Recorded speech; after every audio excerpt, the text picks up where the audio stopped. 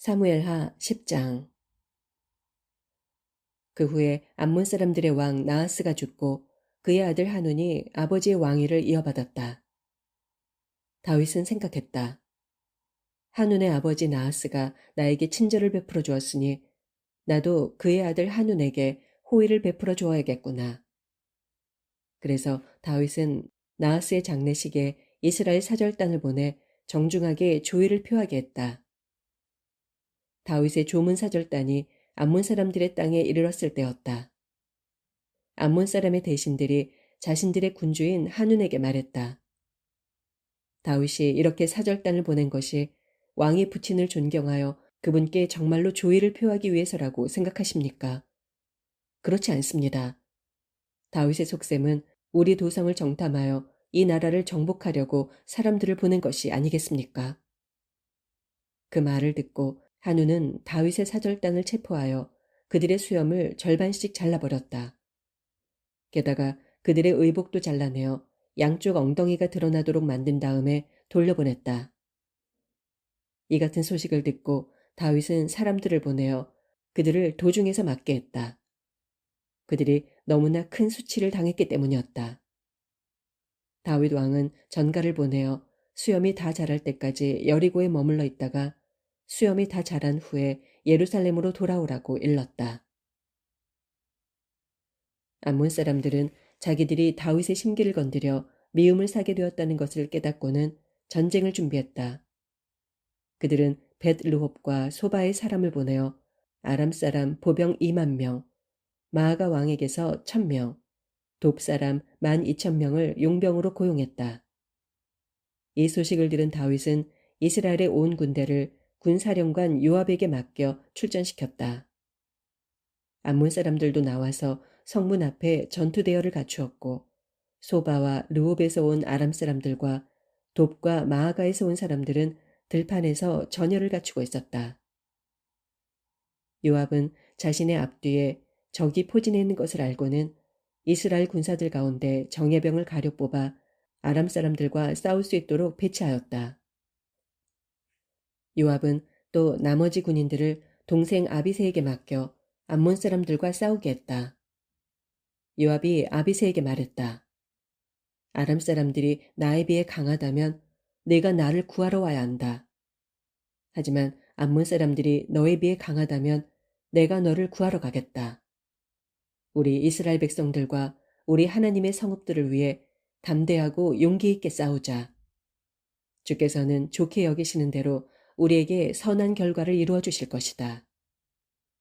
그런 후에 요압이 자기 부대를 이끌고 아람 사람들과 싸우려고 용감하게 앞서 나아가니 아람 사람들이 겁을 먹고 요압 앞에서 도주하기 시작했다. 아람 사람들이 도망치는 것을 본 암몬 사람들도 아비새 앞에서 도망치기 시작하여 자기들의 성 안으로 들어가 버렸다. 요압은 암몬 사람들과의 싸움을 끝내고 예루살렘으로 돌아왔다. 아람 사람들은 자기들이 이스라엘에게 패한 것을 분하게 여기고 다시 군대를 집결시켰다. 그때 소바왕 하다데셀은 유프라테스강 건너편에 사는 아람 사람들을 동원했다. 하다데셀은 소박에게 군대를 이끌게 하고 헬람으로 진격시켰다. 이 소식을 듣고 다윗은 이스라엘 군대를 동원하여 요단강을 건너 헬람으로 갔다. 아람 사람들은 다윗과 싸우려고 전열을 갖추고 있었다. 하지만 다윗 왕이 이끄는 이스라엘 군대를 보자 도주하기 시작했다. 다윗은 전차 700대를 부수고 4만 명의 보병을 쳐 죽였다. 다윗은 또 총사령관 소박을 쳐서 그를 그 자리에서 죽였다. 소바왕 하다레셀을 모시던 군주들은 자신들이 이스라엘에 패배한 것을 알고는 이스라엘과 화친 조약을 맺고 굴복하였다. 그 후 아람 사람들은 감히 암몬 사람들을 돕지 못했다. 11장. 이듬해 봄, 왕들이 전쟁을 하러 나갈 때가 되자 다윗은 군사령관 요압에게 자기 부하들과 이스라엘의 모든 군대를 거느리고 출전하게 했다. 요압의 군대는 암몬 사람들을 무찌르고 그들의 도성 라빠를 포위했다. 그러나 이때 다윗은 예루살렘 왕궁에 남아 있었다. 어느 날 저녁, 침대에서 일어난 다윗은 궁궐의 옥상 위를 걷고 있었다. 그러다가 한 여인이 목욕하는 모습을 옥상에서 내려다보게 되었다. 여인은 매우 아름다웠다. 다윗은 사람을 보내어 그 여인에 대해 알아보게 했다. 다녀온 신하가 말했다. 그 여인은 엘리암의 딸로 햇사람 우리아의 아내 bat세바입니다. 다윗은 사람을 보내어 bat세바를 궁궐로 불러들였다. bat세바가 궁궐로 들어오자 다윗은 그녀와 잠자리를 같이 했다. 동침 후 그 여인은 부정한 몸을 깨끗이 씻은 다음에 자기 집으로 돌아갔다. 얼마 후에 bat세바는 자신이 임신한 것을 알고는 그 사실을 다윗에게 알렸다. 다윗은 요압에게 급히 전가를 보냈다. 햇사람 우리아를 내게로 보내시오. 그러자 요압이 우리아를 다윗에게 보냈다. 우리아가 오자 다윗은 요압과 군사들에 대한 안부를 묻고는 전쟁이 어떻게 돌아가는지 형편을 물었다. 그런 다음 다윗이 우리아에게 말했다. 그럼 이제 집으로 돌아가서 발을 씻고 편히 쉬도록 하시오. 우리아가 궁궐에서 나가자 다윗은 그에게 선물을 딸려 보냈다. 그러나 우리아는 집으로 가지 않고 궁궐 문간에서 신하들과 함께 잤다. 다음 날 다윗은 우리아가 집에 가지 않았다는 사실을 알았다. 그래서 다윗은 우리아를 불러 물었다. 그대는 오랫동안 집에서 떠나 있지 않았소? 그런데도 왜 집에 가지 않았던 거요? 우리아가 대답했다. 하나님의 괴는 물론이고 이스라엘과 유다 사람들이 모두 장막에서 지내고 있고 저의 상관이신 요압 장군님과 그분의 부하들도 들판에서 진을 치고 있습니다. 그런데 어떻게 제가 저희 집으로 가서 편히 먹고 마시면서 아내와 동침할 수 있겠습니까? 왕께 맹세하건대 저는 그와 같은 일을 하지 않을 것입니다. 그러자 다윗이 우리아에게 말했다. 그렇다면 오늘은 여기에서 하루 더 묵으시고 내일 전선으로 돌아가도록 하시오. 그리하여 우리아는 그날도 예루살렘에서 지냈다. 다윗은 그를 초대하여 함께 먹고 마셨다. 다윗은 그에게 술을 많이 먹였다. 하지만 그날 저녁에도 우리아는 자기 집으로 가지 않고 왕궁의 문간에서 신하들과 함께 잤다. 다음 날 아침 다윗은 요압에게 편지를 한 장 써서 우리아의 손에 들려보냈다. 그 편지에는 이렇게 쓰여 있었다. 우리아를 전투가 가장 치열한 전방으로 배치하시오. 그런 뒤 다른 군사들을 갑자기 후퇴시켜 그가 혼자서 싸우다가 전사하게 하시오. 요압은 성을 포위 공격하고 있는 중이어서 적의 저항이 가장 강력한 지점이 어딘지를 잘 알고 있었다. 요압은 우리아를 그런 곳에 배치했다. 성 안에 암몬 사람들이 나와서 요압에 대항하여 싸우자 다윗의 군사들 가운데 몇 명이 쓰러졌다. 그때 햇사람 우리아도 거기에서 전사했다. 요압은 전투 결과를 다윗에게 모두 보고했다. 그러면서 그는 전령에게 이렇게 일렀다. 이번의 전투 상황을 모두 왕께 보고하면 왕께서 화를 내시며 이렇게 물으실 것이다. 왜 그토록 무모하게 성 가까이에 접근했느냐? 적군이 성벽 위에서 활을 쏠 줄도 몰랐단 말이냐? 너희는 여룻베셋의 아들 아비멜렉이 데베스에서 어떻게 죽었는지 모른단 말이냐? 일개 여인이 성벽 위에서 던진 맷돌짝에 맞아 죽지 않았느냐? 그런데 왜 그렇게 성벽에 가까이 접근했느냐? 그러면 그대는 햇사람 우리아도 죽었습니다. 하고 대답하도록 하라. 전령이 다윗에게 이르렀다. 그는 요압이 자기에게 시킨 대로 보고했다. 전령이 다윗에게 보고했다. 적진의 병력이 우리보다 우세하여 우리를 치려고 성 밖으로 나왔습니다. 우리도 반격을 감행하여 성문 가까이게까지 그들을 밀어붙였습니다. 그때 성벽 위에서 적이 우리에게 화살을 퍼부었고 왕의 부하들 몇 사람이 거기에서 죽었습니다. 햇사람 우리아도 함께 죽었습니다. 그러자 다윗이 전령에게 말했다. 너는 요압에게 이렇게 전하라. 장군은 이런 일로 크게 염려하지 마시오. 본래 칼이란 이쪽 편이든 저쪽 편이든 가리지 않는 법이요. 개의치 말고 계속하여 그 성을 포위 공격하여 함락시키도록 하시오. 우리아의 아내는 남편이 전사했다는 소식을 듣고 남편의 죽음을 슬퍼하며 울었다. 애도의 기간이 지나자 다윗은 그녀를 왕궁으로 데려왔다. 다윗의 아내가 된 후 밧세바는 얼마 지나지 않아 다윗의 아들을 낳았다. 그러나 주께서 보시기에 다윗이 행한 이번 일은 아주 악했다. 12장. 이일 후에 주께서 예언자 나단을 다윗에게 보내셨다. 나단은 다윗을 찾아와 말했다. 어떤 마을에 두 사람이 살고 있었는데 한 사람은 부자였고 또 한 사람은 가난했습니다. 부자에게는 양과 소가 아주 많았습니다. 그러나 가난한 사람에게는 어린 암양 한 마리밖에 없었습니다. 그는 새끼 암양 한 마리를 사다가 애지중지 키운 것입니다. 어린 양은 주인의 밥그릇에서 함께 먹고 주인의 물그릇에서 함께 마시고 주인의 품에 안기어 함께 잤습니다. 이처럼 주인에게 그 암양은 딸과도 같았습니다. 어느 날 부자에게 손님 한 분이 찾아왔습니다. 부자는 손님을 대접하고 싶었지만 자기의 양이나 소는 한 마리도 잡기가 싫었습니다. 그래서 부자는 가난한 이웃 사람의 어린 양을 빼앗아다가 자기를 찾아온 손님을 대접했습니다.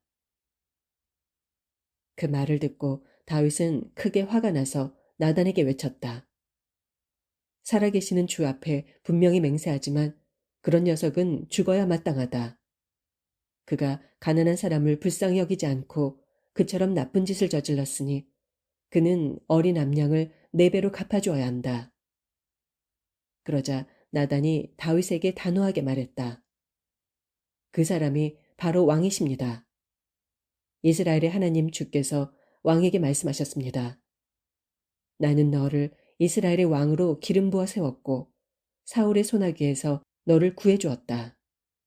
나는 내 상전 사울의 왕궁도 내게 넘겨주었고 그의 아내들까지도 내 품에 안겨주었다. 나는 너를 유다와 이스라엘의 왕으로 세워주었다.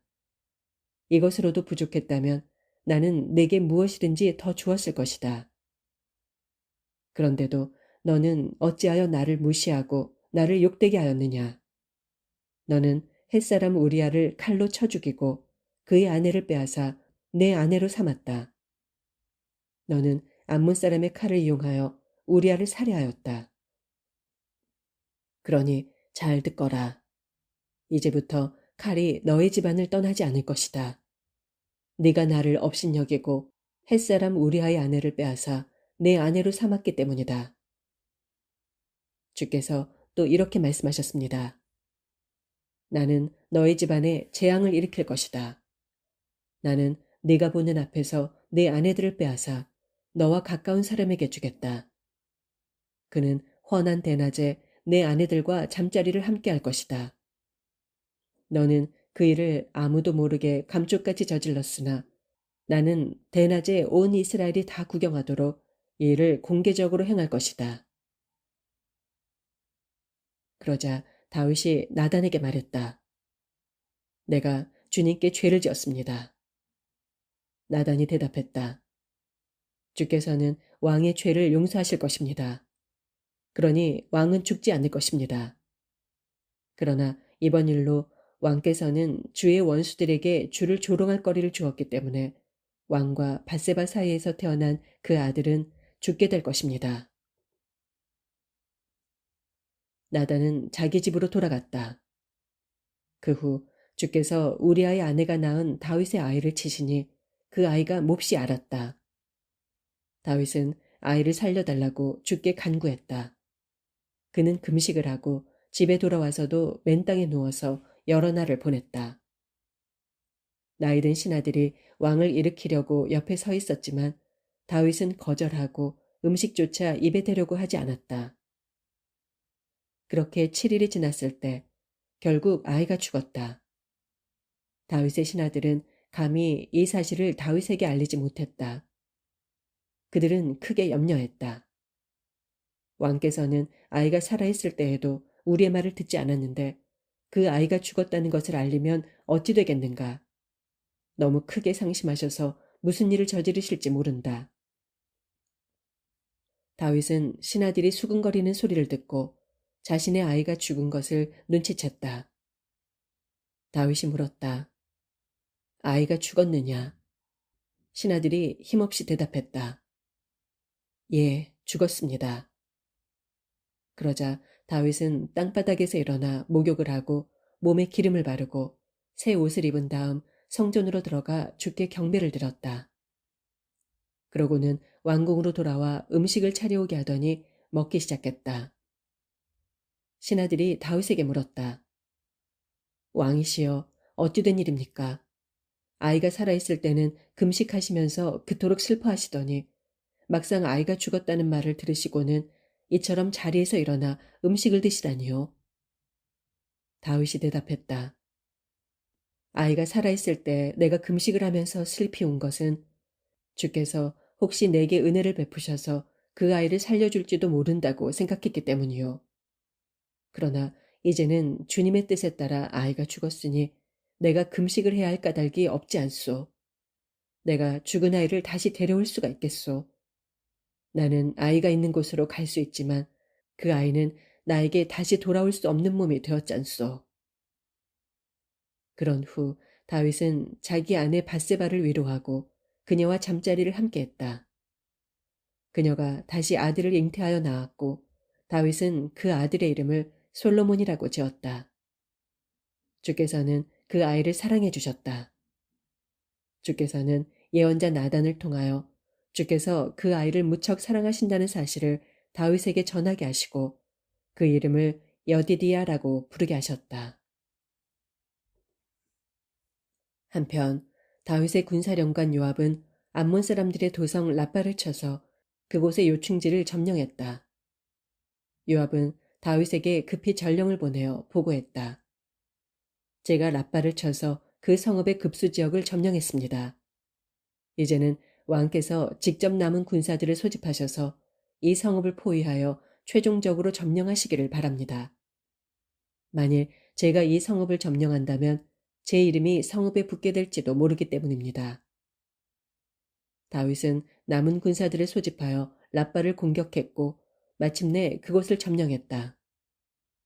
다윗은 암몬족 속의 왕의 머리에서 금으로 만든 왕관을 빼앗았는데 그 무게가 1달란트나 되었고 값비싼 보석들이 많이 박혀 있었다. 다윗은 그 금관을 자신의 머리에 썼다.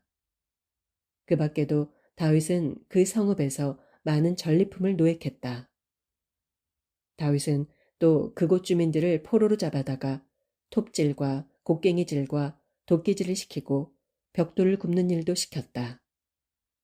다윗은 암몬 사람들의 모든 성읍들에서 이와 똑같이 행했다. 그러고는 군사들을 이끌고 예루살렘으로 돌아왔다.